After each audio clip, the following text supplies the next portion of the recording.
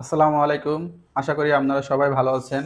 যারা ইতোমধ্যে আমার সাথে বিসিএস লিখিত প্রস্তুতির জন্য লিখিত ম্যাথের প্রথম ৩টি ক্লাস করেছেন, তারা হয়তো বুঝতে পারছেন প্রথম দিকে আমি ৪৫তম বিসিএস এর অঙ্কের সমাধান দিয়ে শুরু করেছি। আমি চাইলে শুরুতেই কোনো একটি অধ্যায় বেস ধরে সমাধানের ক্লাস দিতে পারতাম, কিন্তু প্রথমে বিগত পরীক্ষার প্রশ্নের সমাধান দিয়ে শুরু করার মূল কারণ হচ্ছে আমাদের প্রশ্ন সম্পর্কে একটি সাধারণ ধারণা যাতে সবার স্পষ্ট হয়।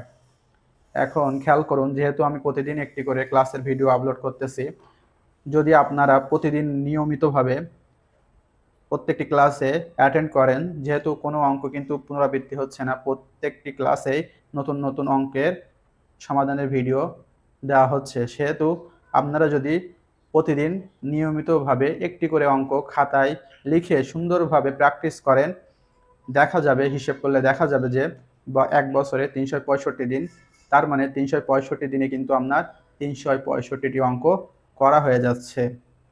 এর ফলে যেটা হবে, আপনার হয়তো মনে হবে যে আপনি অঙ্ক খুব একটা ডেভেলপ করেন নাই, বা খুব একটা পারতেছেন না, বুঝতেছেন না যে আপনার ভিতরে উন্নতি হয়েছে কিনা।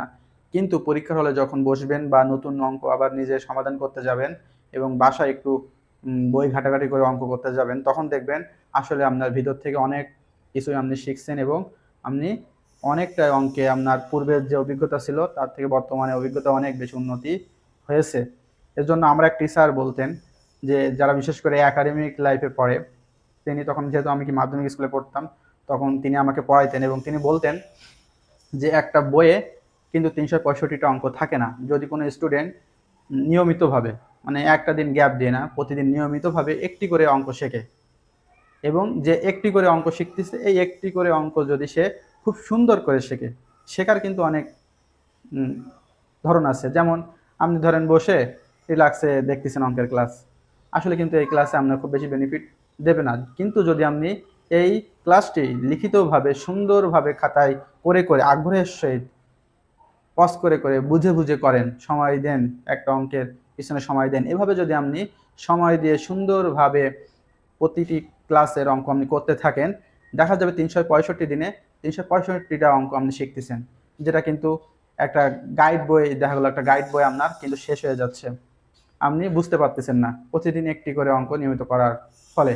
তবে এখানে আরও একটি বিষয় আপনাকে খেয়াল রাখতে হবে, যখন দেখবেন আপনি সপ্তাহে ৭ দিনে ৭টা ক্লাস করেছেন, 7টা নতুন অঙ্ক শিখছেন, অবশ্যই ফ্রাইডে যে ছুটির দিন থাকে, সবাই অনেক বেশি ফ্রি থাকেন, এই সময়ে আপনার কাজ হবে বিগত 7টা অঙ্ক আরও একবার রিভাইজ দেওয়া, আরও একবার কী করা, আরও একবার রিভাইজ দেওয়া। কারণ রিভাইজ, যত বেশি রিভাইজ দিবেন তত বেশি আপনার চিন্তাভাবনা, বোঝাপড়া অনেক বেশি পরিষ্কার হয়ে যাবে।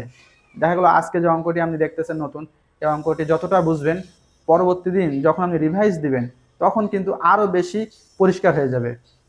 এজন্য অবশ্যই 7টা ক্লাস করার পরে শুক্রবার, ফ্রাইডে থাকে, সেদিন সবার ব্যস্ততা থাকে না, ফ্রি থাকেন, সেদিন সময় বের করে অবশ্যই বিগত ক্লাসগুলো রিভাইজ দিতে হবে।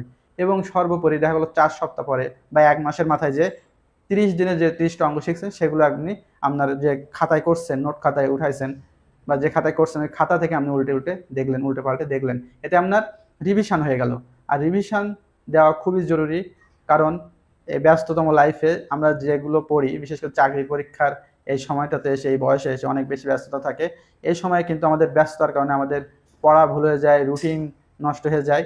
কিন্তু এর ভিতরে আমাদের মনোবল ধরে রেখে অবশ্যই নিয়মিত চর্চার মাধ্যমে এবং রিভিশনের মাধ্যমে এগুলো মনে রাখতে হবে।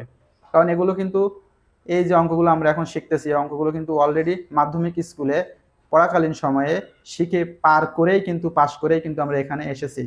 সুতরাং অঙ্ক নিয়ে ভয় পাওয়ার কিছু নেই, শুধু দরকার নিয়মটা ঠিক রাখা, মানে প্রতিদিন ঠিক রাখা এবং সপ্তাহ শেষে এবং মাস শেষে রিভিশন দেওয়া এবং অবশ্যই যেহেতু অঙ্ক খাতায় লিখে প্র্যাকটিস করবেন। আজকের এই উপদেশমূলক ভিডিওটি এই পর্যন্ত। সবাই আমার জন্য দোয়া করবেন এবং আপনাদের সবার জন্য আমি দোয়া করি।